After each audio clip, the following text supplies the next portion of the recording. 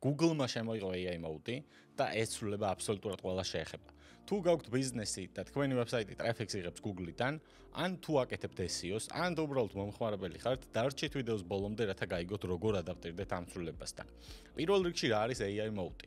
AI mode ჯერჯერობით ხოლმე ამერიკაში მუშაობს და საქართველოში როდის იქნება, არავინ არ იცის, შეიძლება იყოს 6 თვეში, შეიძლება იყოს 1 წელიწადში, შეიძლება იყოს 2 წელიწადში. ჯერჯერობით ხოლმე ამერიკის შეერთებულ შტატებში იტესტება. AI mode ნაცვლად იმისა, რომ შემოგთავაზოთ ბმულები, როგორც Google-ის ტრადიციული ძიება გთავაზობთ 10 ბმულს პირველ გვერდზე, რეკლამებს, Google-ის ლოკალურ მაპებს და ასე შემდეგ. ნაცვლად ამისა ის სწრაფ ტექსტურ პასუხებს გაძლევთ პირდაპირ. ანუ AI mode იდეაში არის თქვენი პერსონალური ასისტენტი. გრძელვადიან პერსპექტივაში ყოველ შემთხვევაში ესე იქნება, რომელიც გპასუხობს თქვენს კითხვებზე და ცდილობს, რომ თქვენი განზრახვა რატომაც ეძებთ, უფრო მოკლედ და უფრო მარტივად დააკმაყოფილოს. აქამდე თუ გვიწევდა გადასვლა ათობით სხვადასხვა გვერდზე, შემდეგ იმ კონტენტის წაკითხვა, შემდეგ გარჩევა რამდენად რეალური იყო რას ეწერა. ამას ჩვენს ნაცვლად AI mode გააკეთებს. AI mode გადამოწმებს ათასობით გვერდს, როგორც თვითონ ამბობენ, გადამოწმებს პირველ 1000 შედეგს, რაც კონკრეტულ საძიებო სიტყვაზე იძებნება და შემდეგ მოკლე პასუხს შემოგთავაზებს ჩვენს კითხვაზე. ან შესაძლოა პირდაპირ გვირჩიოს პროდუქტი. მაგალითად, თუ ეძებთ სარბენ ფეხსაცმელებს, შეიძლება შემოგთავაზოთ რომელია საუკეთესო სარბენი ფეხსაცმელი წელს. ასევე AI mode იქნება პერსონალიზებული. იდეაში Google-მა პერსონალიზებული ძიება ძალიან დიდი ხანია და დანერგა. AI mode ეცოდინება ინფორმაცია თქვენ შესახებ, აი მაგალითად, თუ არ ჭამთ ცხარე საჭმელს, თუ დაგუგლავთ რესტორანს თქვენთან ახლოს, Google არ შემოგთავაზებთ ისეთ რესტორნებს, რომელთაც აქვთ განსაკუთრებით ცხარე საჭმელი. ან თუ ხართ 30 წელს ქვემოთ, შესაძლოა შემოგთავაზოთ შესაბამისი აქტივობები. მოკლედ, წესით და რიგით AI mode იქნება მაქსიმალურად პერსონალიზებული. მაგრამ რას ნიშნავს ჩვენთვის, რას ნიშნავს ბიზნესის ფლობელებისთვის, რეალურად ნაცვლად აქამდე როგორც მუშაობდა Google-ის ეკოსისტემა, მომხმარებლები ქმნიდნენ ძალიან ბევრ ღირებულ კონტენტს, იმიტომ რომ სხვადასხვა keyword-ებზე მოიხდინეთ პოზიციონირება. ეს ღირებული კონტენტი იდეაში ამდიდრებდა ზოგადად ვებსაც, ინტერნეტსაც, ყველაფერს და შემდეგ ისინი Google-დან იღებდნენ ტრაფიკს, რათა მომხმარებლები გადმოსულიყვნენ, შესაბამისი ინფორმაცია მიიღოთ, რაც აინტერესებდათ. რეალურად AI mode ტრაფიკს ბევრად შეამცირებს იმ პოტენციურ ტრაფიკს, რასაც ვებსაიტები იღებდნენ. და ადაპტაცია იდეაში სწორედ ამასთან მოგვიწევს, მაგრამ დამამშვიდებელი ამაში ის არის, რომ თვითონ Google ვერ გაყიდის ყველა პროდუქტს, მომხმარებლებს, რომელთაც კომერციული და ტრანზაქციული განზრახვა აქვთ, ან რომელთაც რაღაცის შეძენა უნდათ, ან რომელთაც რაღაც კონკრეტული სერვისი აინტერესებთ, მათ მაინც მოუწევთ თქვენს ვებსაიტზე გადმოსვლა. ერთადერთი ამან რასაც შეიძლება რომ დაარტყას, ასე რომ ვთქვათ, არის ინფორმაციული ძიებები. ანუ მომხმარებლები პირდაპირ მარტივად მიიღებენ პასუხებს Google-შივე ტექსტის სახით, ნაცვლად იმისა, რომ გადავიდნენ ძალიან ბევრ ლინკზე, წაიკითხონ 10-მდე სტატია და ისე მიიღონ. მომხმარებელთა გარკვეული კატეგორია ისევ ძველ სტილს არჩევს, დარწმუნებული ვარ და შედარებით უფრო რთული ამოცანებისთვის შეიძლება ხელით ჯობდეს ამ ყველაფერს მოძიება, თუმცა AI mode მაინც შეცვლის მომხმარებლის ქცევას მთლიანად. ამჟამად Google-ში ყოველდღიურად ხორციელდება 20 მილიარდი ძიება. ChatGPT-ს ყოველდღიურად 1 მილიარდი მესჯი ეგზავნება. აქედან დაახლოებით 30% არის ძიებასთან დაკავშირებული და ამ 30%-დან ნაწილი არის follow-up question-ები, როცა ერთ chat-ში ერთ message-ს არავინ არ გზავნის ძირითადად ChatGPT-ს ესაუბრებიან. მასშტაბებს თუ შევადარებთ, Google-ს კვლავ ძალიან დიდი წილი უჭირავს საძიებო ბაზარზე და AI mode-ით სწორედ ამის შენარჩუნებას ცდილობს და ეს მოსალოდნელი იყო. ეს საკმაოდ დროული იყო, იმიტომ რომ ამჟამად AI-ის hype-ში ვართ. ყველაფერში ვცდილობთ AI-ის დანერგვას, AI-ის გამოყენებას, ყველა AI-ზე საუბრობს და ასევე რა ტენდენციაც შეინიშნებოდა. ჩვეულებრივი მომხმარებლების მხრიდან თუნდაც რა ტენდენციასაც მეც ვაკვირდებოდი საკუთარ თავში და სხვებში. ადრე თუ იყო მაგალითად დაგუგლე, ბოლო პერიოდში მიუხედავად იმისა, რომ სტატისტიკაში ძალიან დიდი სხვაობა, როგორც საძიებო სისტემის გამოყენების კუთხით Google კვლავ ლიდერობს, მაინც თითქოს წამოვიდა ტენდენცია, რომ ChatGPT-ს კითხე. რაც ბაზრის ლიდერისთვის, რა თქმა უნდა, საფრთხის შემცველი იყო და AI mode-იც იდეაში ამას ემსახურება. რეალურად ყველაზე მთავარი ამ ცვლილებაში რაც ხდება არის მომხმარებლის ქცევის შეცვლა. რაც გულისხმობს იმას, რომ მომხმარებლებს აღარ უნდათ რომ გადავიდნენ 10 სხვადასხვა ვებსაიტზე, ან აღარ უნდათ რომ თავისით ეძებონ საათობით რაღაც ინფორმაცია. მომხმარებლებს უნდათ რომ ყველაფერი მიიღონ მარტივად, სწრაფად და ეგრევე. მომხმარებლის ამ ქცევის შეცვლას ეხმარება, ასე ვთქვათ, Google-იც, ანუ Google-ში განხორციელებული ეს ცვლილება, რომელიც ჯერ დეფაულტი არ არის, მაგრამ გახდება დეფაულტი, დარწმუნებული ვარ, მომხმარებლის ქცევას მთლიანად შეცვლის. ანუ შეცვლის იმას, თუ როგორ ეძებენ მომხმარებლები Google-ში, როგორ იღებენ ახალ ინფორმაციას. და ამ ყველაფერში მთავარი სიახლე ეს არის. რეალურად ბიზნესებისთვის ან SEO-სთვის ბევრი არაფერი იცვლება. ფუნდამენტალები, რაზეც საძიებო სისტემებისთვის ოპტიმიზაცია დგას, მუდამ ერთი და იგივე იყო, ჯერ კიდე 15 წლის წინ მივხვდათ იმისა, რომ ამდენი ცვლილება და ამდენი განახლება განხორციელდა Google-ში, ის ფუნდამენტალები, რაზეც ზოგადად საძიებო სისტემების ოპტიმიზაცია დგას, ფაქტიურად არ შეცვლა. მივხვდათ იმისა, რომ ძალიან ბევრი ფაქტორი დაემატა, ძალიან ბევრი რამ შეიცვალა, ძალიან ბევრი რამ გაუმჯობეს და ყველაფერი ჯამში სამ მიმართულებამდე მიდის. ერთი არის ტექნიკური ოპტიმიზაცია, მეორე არის on-page ოპტიმიზაცია და მესამე არის ავტორიტეტი, ანუ backlink-ები. ანუ რეალურად SEO-ებისთვის, ანუ იმ ადამიანებისთვის, ვინც SEO-ს აკეთებს, ან SEO-ს აგენტოებისთვის, ბევრი არაფერი არ იცვლება თუ მათ იციან რას აკეთებენ. უბრალოდ ყველანი უნდა ვადაპტირდეთ ცვლილებებთან და უნდა ვადაპტირდეთ რაც შეიძლება მალე. ხოლო ვებსაიტებისთვის, რასაც ეს ცვლილება გამოიწვევს, არის ის, რომ ისინი მიიღებენ ნაკლებ ტრაფიკს, მაგრამ წესით არ უნდა შემცირდეთ გაყიდვები. ანუ ის მომხმარებლები, ვისაც რაღაცის ყიდვა უნდათ, ვისაც ტრანზაქციის განხორციელება სურთ, საბოლოო ჯამში მაინც უნდა ესტუმრონ თქვენს ვებსაიტს. ანუ ამ მხრივ ტრანზაქციული და კომერციული განზრახვების მხრივ იდეაში ბევრი არაფერი არ შეიცვლება, ხოლო ინფორმაციის მოძიებისთვის რეალურად ენობრივი მოდელი და პირდაპირ პასუხის მიღება ბევრად უფრო კომფორტულია, თუ რაიმე ძალიან ღრმა ძიებას არ ახორციელებთ ან კვლევას არ ატარებთ, სადაც ჯობია რომ თქვენ თვითონ გაეცნოთ წყაროებს და ყველაფერს. ასევე კიდევ რაც იცვლება, თუ მაგალითად დღევანდელი მონაცემებით top 10-ში უნდა იყოთ, რომ საერთოდ იძებნებოდეთ და ვინმე ნახოთ თქვენ ვებსაიტს და გადმოვიდეს, ამჟამად ეს მოთხოვნა მცირდება. ანუ top 3-ში ან top 5-ში უნდა იყოთ, იმისათვის რომ, პირველ რიგში Google-ს 10-ვე შედეგი არ გამოაქვს AI mode-ში, გამოაქვს 5 შედეგი, შედარებით სხვა ფორმატში, ამიტომ top 5-ში უნდა იყოთ, უმჯობესია, რა თქმა უნდა, რომ top 3-ში იყოთ, იმისათვის რომ მომხმარებლებმა გიპოვონ.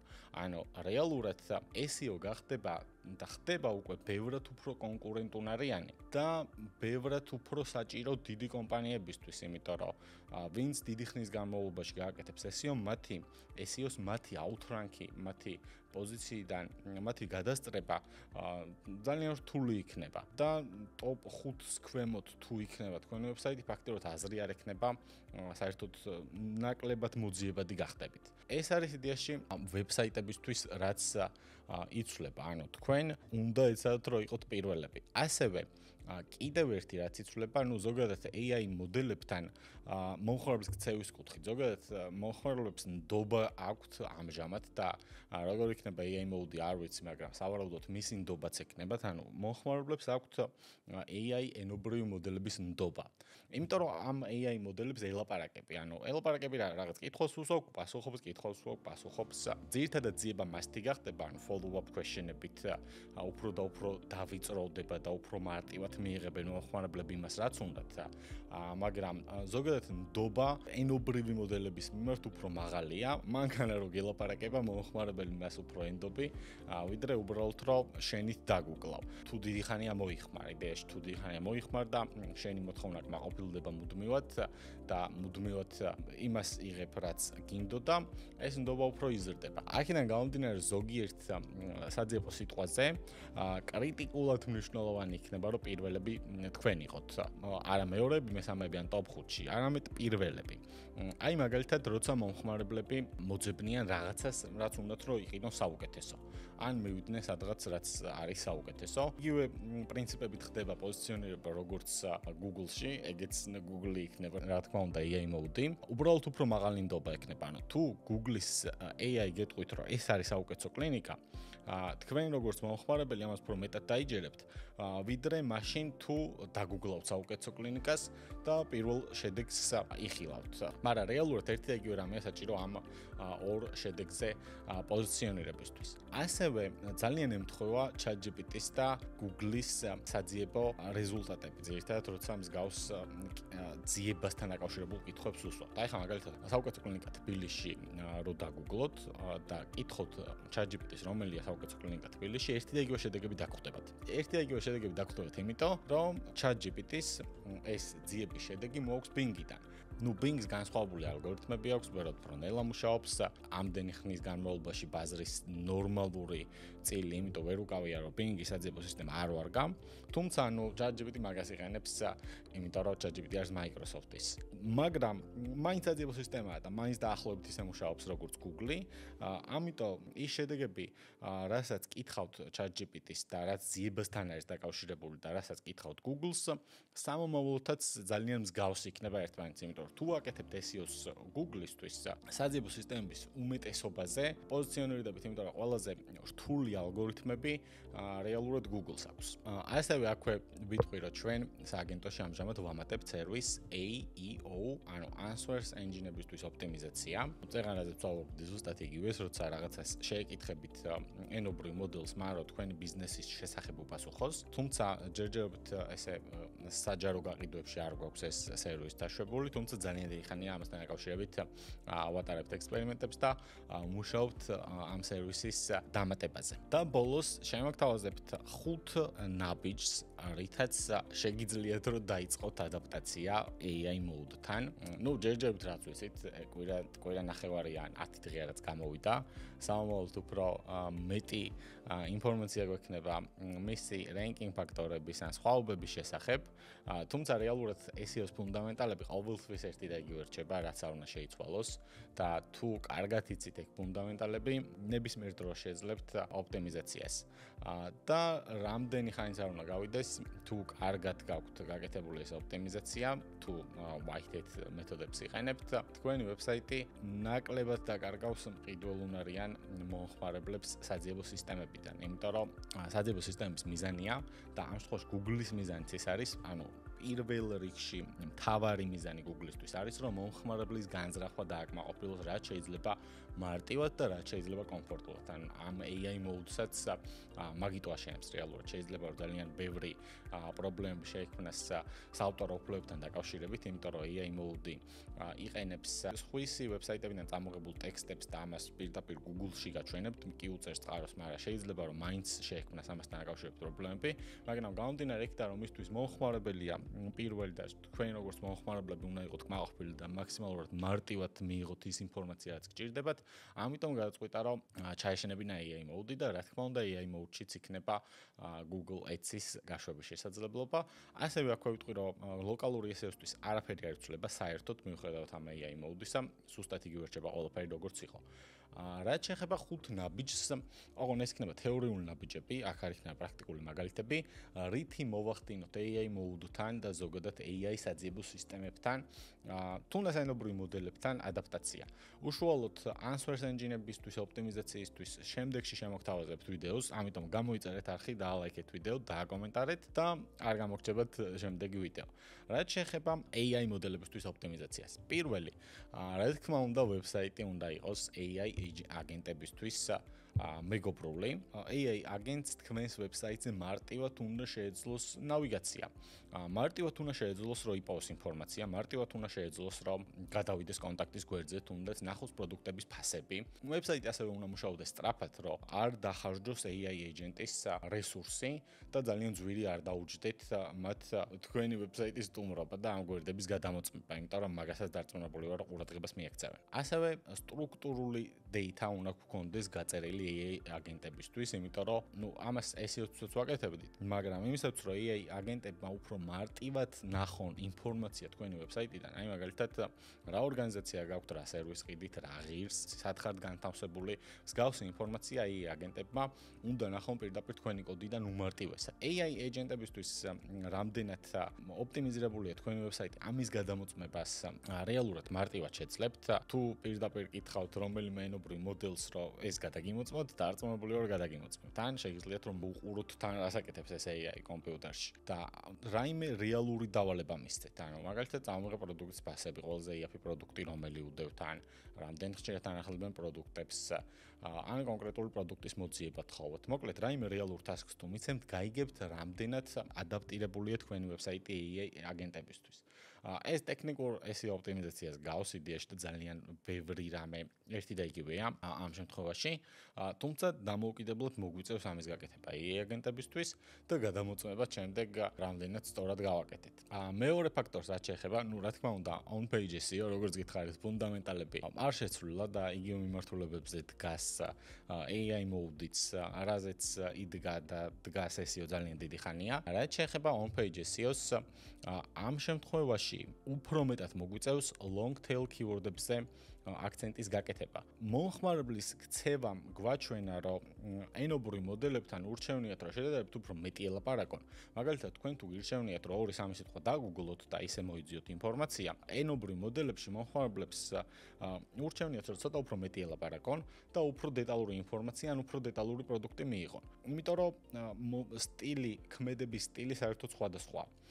ანუ რეალურად მოგვიწევს, რომ მოვიწიოთ და ვიპოვოთ ძალიან ბევრი long tail keyword-ი, რომელიც დაკავშირებული იქნება ბიზნესთან და რომელსაც მომხმარებლები ეძებენ და შემდეგ მათზე მოვახდინოთ ოპტიმიზაცია. ერთის მხრივ მსგავსი long tail keyword-ებით ბევრად უფრო ხარისხიან ტრაფიკს მიიღებთ, ბევრად უფრო მყიდველუნარიანი მომხმარებლები გადმოვლენ თქვენს ვებსაიტზე და მეორეს მხრივ მომხმარებლის ქცევა მაკეთ მიდის. შესაძლოა იყოს ძალიან ბევრი long tail keyword, რომელსაც ყოველთვიურად 50 ან 100 ექნება ძიება, მაგრამ მაინც ღირდეს მათზე ოპტიმიზაციის გაკეთება. ისიც არ უნდა გამოგჩეს, რომ შედეგები უფრო პერსონალიზებული გახდება AI-ის მეშვეობით, ვიდრე აქამდე იყო. რეალურად Google-მა შედეგების პერსონალიზაციის ექსპერიმენტი ძალიან დიდი ხნის წინ დაიწყო. უბრალოდ მაინც ძალიან მსგავსი იყო ხოლმე ტოპ შედეგები ყოველთვის. და ამჟამად უფრო მეტად პერსონალური გახდება, რაც ნიშნავს იმას, რომ შესაძლოა ისეთ keyword-ზე მოგიწიოთ ოპტიმიზაციის გაკეთება, როგორც არის მაგალითად, რომელია საუკეთესო სარბენი ფეხსაცმელი 30 წლამდე ასაკის მამაკაცისთვის, ან 30 წლამდე ასაკის ქალისთვის, რომელიც არის ამდენი კილო მაგალითად, რომელიც დამწყებია სირბილში მაგალითად, ან რომელიც იყენებს სუპინატორს. ანუ შესაძლოა, რომ ერთი და იგივე keywords კონდეს ძალიან ბევრი სხვადასხვა option ჩაშენებული, ნაწილი მომხმარებლის მიერ, ნაწილი თვითონ Google-ის მიერ, იმიტომ რომ იცის, რომ ამ მომხმარებლის პროფილი ესეთია და ეს პიროვნება ზოგადად ესეთია და აქედან გამომდინარე აჩვენოს მას საძიებო რეზულტატები. ასე რომ keyword research-ის გაკეთება უფრო საფუძვლიანად მოგვიწევს ხოლმე და მოგვიწევს, რომ უფრო მეტი long tail keyword-ი ვიპოვოთ. ანუ უფრო მეტად ამოვიცნოთ, როგორ ეძებენ მომხმარებლები გარკვეულ სერვისსა თუ პროდუქტს. თუმცა, ამისთვის ყოველთვის არსებობდა გარკვეული ხელსაწყოები, რომლებიც გვეხმარებოდა და რა თქმა უნდა, მომავალშიც იარსებებს. ასევე on-page-ს რაც შეეხება, მოგვიწევს კონტენტის მხარეს უშუალოდ. ჩვენი კონტენტი უნდა იყოს people first content. Google-ის მთლიანი ეკოსისტემა მუშაობს იმაზე, რომ გარკვეული keyword-ებია, რომელსაც მომხმარებლები ეძებენ, შემდეგ ვებსაიტის მფლობელები, ბიზნესის მფლობელები, SEO სპეციალისტები ამაზე ქმნიან კონტენტს იმისათვის, რომ მიიღონ Google-დან ტრაფიკი. და დარწმუნებული ვარ, რომ ინტერნეტში ამის გამო ძალიან ბევრი გვერდი, ძალიან ბევრი საიტი, ძალიან ბევრი ბიზნესია შექმნილი აქედან გამომდინარე. მაგრამ ამჟამად, რადგან ამ ინფორმაციულ ბლოგებს და ინფორმაციულ კონტენტს მომხმარებლები პირდაპირ Google-ში ნახავენ, მოკლე პასუხის სახით, შესაძლოა, რომ ამ ცვლილების შეტანასთან დაკავშირებით პრობლემა ჰქონდეს Google-ს. მაგრამ საბოლოო ჯამში ალბათ მაინც რადგან უკვე შესულია ცვლილება, ალბათ მაინც დარჩება ძალაში. აქედან გამომდინარე, ჩვენი კონტენტი გათვლილი უნდა იყოს პირდაპირ მომხმარებელზე. ანუ აღარ უნდა იყოს ისეთი ბლოგ პოსტი, რომელიც არანაირ ღირებულებას არ აძლევს კითხველს და გავს სხვა 1000 ბლოგ პოსტს, რომელიც ამ თემაზე დაწერილია ძალიან ბევრჯერ. კონტენტი უფრო მეტად გათვლილი უნდა იყოს ან პირადი გამოცდილების გაზიარებაზე, ან კონკრეტულ ძალიან სიღრმისეულ ექსპერტიზაზე. კონტენტის ხარისხის გაუმჯობესება მოგვიწევს იდეაში, რათა პოტენციურად მომხმარებლები გადმოვიდნენ კიდეც იმ წყაროებიდან და თქვენს ვებსაიტზეც ნახონ ეს კონტენტი, მაგრამ გარდა ამისა, სულ არავინ არ გადმოვიდეს იმისათვის, რომ Google-მა თქვენი კონტენტი წაიღოს საძიებო შედეგში, რაღაცით განსხვავებული განვითარებული უნდა იყოს და რაღაც ღირებულებას უნდა ქმნიდეს რეალურად, გარდა ბევრი სხვა ფაქტორისა. ამიტომ სამომავლოდ მოგვიწევს people first content-ის წარმოება, რადგან შესაძლოა ამ კონტენტ მაინც და მაინც ბევრი ტრაფიკი ვეღარ მიიღოთ Google-დან, მაგრამ მიიღოთ ამის გამო mention-ი Google-ისგან, ბევრმა ადამიანმა დაინახოს თქვენი კომპანიის სახელი და გარკვეული ბენეფიტები მაინც მიიღოთ. ან მომხმარებლები პირდაპირ შემოვიდნენ თქვენთან და ისეთ კარგი კონტენტი გქონდეთ, რომ მოუნდეთ მის წაკითხვა და წაიკითხო. რაც შეეხება მეოთხე ფაქტორს, მეოთხე ფაქტორი არის კვლავ ავტორიტეტი, ანუ ბექლინკები. ოღონდ აქ რაც იცვლება, არის ის, რომ თუ აქამდე უნდა გაკეთებინეთ ბექლინკი, რომელიც გადმოლინკული იქნებოდა თქვენთან, ანუ სადაც თქვენი ლინკი იჯდებოდა, ეს აღარ არის აუცილებელი, თუმცა ეგეც აუცილებელია და ეგეც ბევრ ძალას მისცემს თქვენს ვებსაიტს, მაგრამ ამ შემთხვევაში უბრალოდ mention-ებიც იმუშავებს ხოლმე, ანუ თუ რაღაც ვებსაიტები საუბრობენ თქვენზე და თქვენი კომპანიის სახელს ახსენებენ, მიუხედავად იმისა, გააკეთებენ ისინი თქვენთან გადმონიკვას თუ არ გააკეთებენ, ეს მაინც მოგცემთ ავტორიტეტს, იმიტომ რომ თავის ძიების რეზულტებში ყველა საძიებო სისტემა უნდა დაეყრდნოს გარდა თქვენი შიდა ოპტიმიზაციისა, გარე წყაროებიდან რა ავტორიტეტს იღებთ და სხვები რა საუბრობენ თქვენზე ამ შედეგებსაც. ამიტომ ეს ფაქტორი უცვლელი დარჩება. შესაძლოა რომ ბექლინკებმა უშუალოდ და off-pages-ი უფრო მეტი მნიშვნელობა მიიღოს და უფრო გაძლიერდეს. მიუხედავად იმისა, რომ მე მგონია რა დარწმუნებული ვარ, რომ ბექლინკები არის პოზიციონირების ნომერ პირველი ფაქტორი დიდ კონკურენციაში, პატარა კონკურენციაში ხანდახან საერთოდ არ არის საჭირო. ასევე სხვადასხვა ტიპის ბექლინკები, რაც ადრე მუშაობდა და შემდეგ შევწყვიტეთ კეთება, იმიტომ რომ Google-ის ძალიან ბევრი ალგორითმი შეეხო ამ ტიპის ბექლინკებს, შესაძლოა დაბრუნდეს მოხმარებაში, მაგალითად ფორუმები, QA ლინკები და მსგავსი სხვა ტიპის ბექლინკები, სადაც წესით დარგით მომხმარებლები პოსტავენ, მომხმარებლები კითხულობენ და მომხმარებლები ურჩევენ ერთმანეთს სხვა რაღაცებს, იმიტომ რომ რეალურად Google-ს ბექლინკებით უნდა სხვა რეალური ადამიანების, არა მარტო Google-ს, სხვა საძიებო სისტემებსაც, სხვა რეალური ადამიანების გამოცდილების მიღება და გაზიარება თქვენს ვებსაიტთან, თქვენს ბრენდთან, თქვენს პროდუქტთან დაკავშირებით. ანუ რეალურად ამ ხრივაც ბევრი არაფერი არ იცვლება. ხოლო რაც შეეხება მეხუთე ფაქტორს, რაც ზოგადად ბიზნესში იცვლება, ჩემი აზრით, და ეს ფაქტორი თან დაეხმარება SEO-ს. შესაძლოა სამომავლოდ SEO, ანუ საძიებო სისტემებისთვის ოპტიმიზაცია, search engine optimization. დარჩეს არა მხოლოდ საძიებო სისტემების ოპტიმიზაციად, არამედ ჩამოყალიბდეს როგორც search everything optimization. ანუ საძიებო ყველაფრისთვის ოპტიმიზაცია. შესაძლოა რომ მოგვიწიოს ოპტიმიზაცია ყველაფრისთვის, ყველა პლატფორმისთვის, რაც მომხმარებლები ეძებენ.